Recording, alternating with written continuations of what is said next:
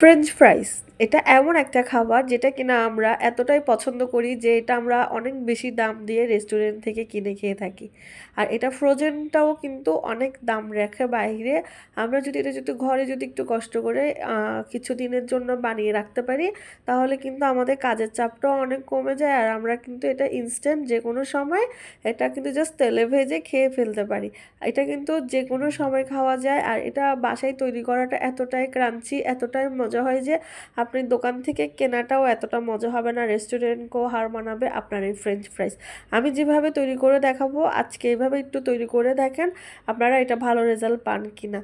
আমি কিন্তু সবসময় এরকম করেই আলুগুলাকে কেটে তারপর ফ্রোজেন করে রাখি, ফ্রাই করে। এটা কিন্তু আমি প্রায় 1-2 মাসের মতন আমি স্টোর করে রাখতে পারি। এতে করে আমার কাজের প্রেশারটাও অনেক কমে যায়, আর যখন ইচ্ছা তখন একটু তেলে ভাজলেই আমার এটা হয়ে যায়।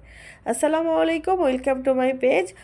আশা করবো সবাই ভালো আছেন। আজকে এখানে আমি তৈরি করছি ফ্রেঞ্চ ফ্রাইস। এটা কিন্তু অনেক সহজ একটা রেসিপি, বাট অনেকেই কিন্তু এটা ঝামেলা মনে করে বাসায় তৈরি করা। কিন্তু আমি বলবো এটা আপনারা বাসায় তৈরি করেন, এতে করে আপনাদের টাকাটাও সাশ্রয়ী হবে। এটা আপনারা কিন্তু সময়ও বাঁচাবে, আর এটা কিন্তু যে কোনো সময় আপনি এটা জাস্ট তেলে ভেজে খেয়ে ফেলতে পারেন। এখানে দেখছেন আমি কিভাবে করে আলুগুলাকে কেটে নিয়েছি। ফ্রেঞ্চ ফ্রাইয়ের আলুগুলাকে এভাবেই কাটবেন, এতে একটা পারফেক্ট একটা মেজার হয়। এভাবে ভালো করে কেটে আমি আলুগুলোকে ভালো করে ধুয়ে আমি অনেকক্ষণ এটাকে ভিজিয়ে রেখেছি, যাতে আলুর কষটা বের হয়ে যায়।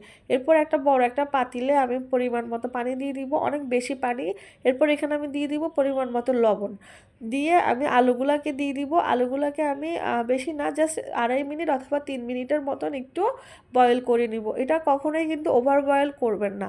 এটা যখন একটু শক্ত শক্ত থাকবে তখন এগুলাকে ছাঁকনির সাহায্যে নামিয়ে ফেলবেন। নেমে ভালো করে ঠান্ডা করে নেবেন, পানিটা ভালো করে ঝরিয়ে তারপরে এটাকে ভালো করে শুকিয়ে নেবেন। এই যে আমার ফ্রেঞ্চ ফ্রাইগুলো জাস্ট আমি 2.5 মিনিটের মতন একটু বয়েল করে নিয়েছি। এরপর আমি ফ্রেঞ্চ ফ্রাইগুলোকে নামিয়ে রেখেছি অনেকক্ষণের জন্য। আমার ফ্রেঞ্চ ফ্রাই আলুগুলো যখন ঝরে যাবে আমি একটা ফ্রাই প্যানে পরিমাণ মতো তেল দিয়ে দিব। তেল দিয়ে আমি আলু কিছু দিয়ে আমি এটাকে আধা কাঁচা করে ভেজে নেব, জাস্ট 3 মিনিট ফ্রাই করব। ফ্রেঞ্চ ফ্রাইয়ের আলুর একটা প্রসেস হচ্ছে, ফ্রেঞ্চ ফ্রাইয়ের আলুটা কিন্তু 2বার ভাজা দিতে হয়। একটা ভাজা দিয়ে রেখে দিতে হয়, এরপর ঠান্ডা করার পরে আপনি যখন খাবেন তখন এটাকে ফ্রাই করবেন। আমি সবগুলো আলুকে একটা ভাজা দিয়ে দিয়ে মানে 3 মিনিটের মতন করে প্রতিটা ফ্রাই প্যানে দিয়ে দিয়ে আমি আলুগুলোকে ভেজে নেব। এই যে এখন এখন আমি একটা ভাজা দিয়ে রেখেছিলাম, ওই ভাজা আলুটাকে আমি ঠান্ডা করার পরে এখন আমি মুচমুচে করে আবার তেলের মধ্যে ভালো করে ভেজে নেব। ভেজে নিলেই হয়ে যাবে আমার অনেক মজাদার ফ্রেঞ্চ ফ্রাই। এটা কিন্তু একটু ঝামেলা, মানে একটু জাস্ট একটু প্রসেসটা একটু লং হয়। বাট এটা কিন্তু বাসায় যেটা আমরা তৈরি করি এটা কিন্তু আমরা তৃপ্তি করে খেতে পারি। দোকানেরটা কিন্তু অত তৃপ্তি করে খাওয়া যায় না, কেননা আমরা কয়েকটা জাস্ট আলুকে নিলে ওরা অনেকটা প্রাইস রেখে দেয়। এরপর এখানে আমি কিছু ফ্রেঞ্চ ফ্রাইয়ের উপরে আলু আর গোলমরিচের গুঁড়ি ছিটিয়ে দিলেই হয়ে যাবে আমার অনেক মজাদার ফ্রেঞ্চ ফ্রাই। তো এখানে আমি যে আলুগুলোকে স্টোর করব আপনাদেরকে দেখাচ্ছি। এখানে আমার আলুগুলোকে ভালো করে একটা যে ভাজা দিয়ে রেখেছিলাম, এই আলুগুলোকে আমি ভালো করে ঠান্ডা করে নিব। ঠান্ডা করার পরে একটা জিপলক বক্স প্যাকেটে করে আমি আলুগুলোকে স্টোর করব। আপনারা চাইলে যে কোনো বক্সেও রাখতে পারেন। আমি জিপলকে ঢুকিয়ে আমি জিপলকের হাওয়াটাকে ভালো করে বের করে আমি ডিপ ফ্রিজে স্টোর করব। আমার যখন লাগবে তখন আমি বের করে জাস্ট তেলের মধ্যে গরম তেলে ভাজলেই হয়ে যাবে।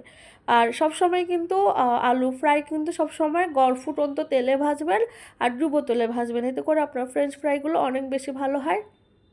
আর সব সময় আলুগুলোকে বের করে যখন ফ্রিজ থেকে নামাবেন তখন সাথে সাথে তেলে দিয়ে দিবেন, অনেকক্ষণ রাখবেন না। তো আশা করব আজকের ভিডিওটা আপনারা পছন্দ করবেন। সালামু আলাইকুম।